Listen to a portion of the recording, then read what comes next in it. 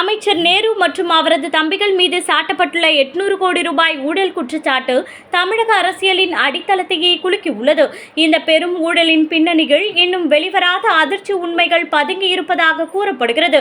அரசியல் வட்டாரத்தில் தீவிர பதற்றத்தை உருவாக்கியுள்ளது. தமிழக அரசியலை அதிர வைத்துள்ள பெரும் ஊழல் தற்போது வெளிச்சம் பார்த்துள்ளது.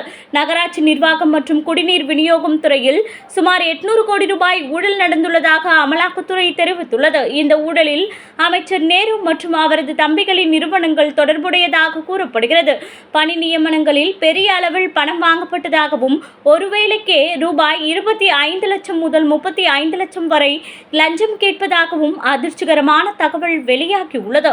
இந்த பணம் பல்வேறு நிறுவனங்களின் கணக்குகள் வழியாக சுழற்சி செய்யப்பட்டு வெளிநாடுகளுக்கு அனுப்பப்பட்டிருக்கலாம் என அமலாக்கத்துறை சந்தேகம் தெரிவித்துள்ளது.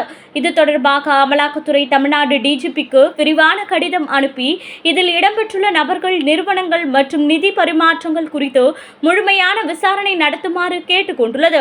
கடந்த சில ஆண்டுகளில் வழங்கப்பட்ட ஒப்பந்தங்கள், பணியாளர்கள் நியமனங்கள் மற்றும் கட்டுமான பணிகளில் சட்டவிரோத நிதி பரிமாற்றங்கள் நடந்துள்ளதாகவும் அந்த கடிதத்தில் குறிப்பிடப்பட்டுள்ளது. இந்த தகவல் வெளிவந்ததும் அரசியல் வட்டாரத்தில் பெரும் பரபரப்பு நிலவுகிறது.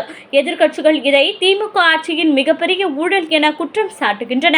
அதே சமயம் அமைச்சர் நேருவின் தரப்பில் இதுவரை எந்தவித விளக்கமும் வெளிவரவில்லை.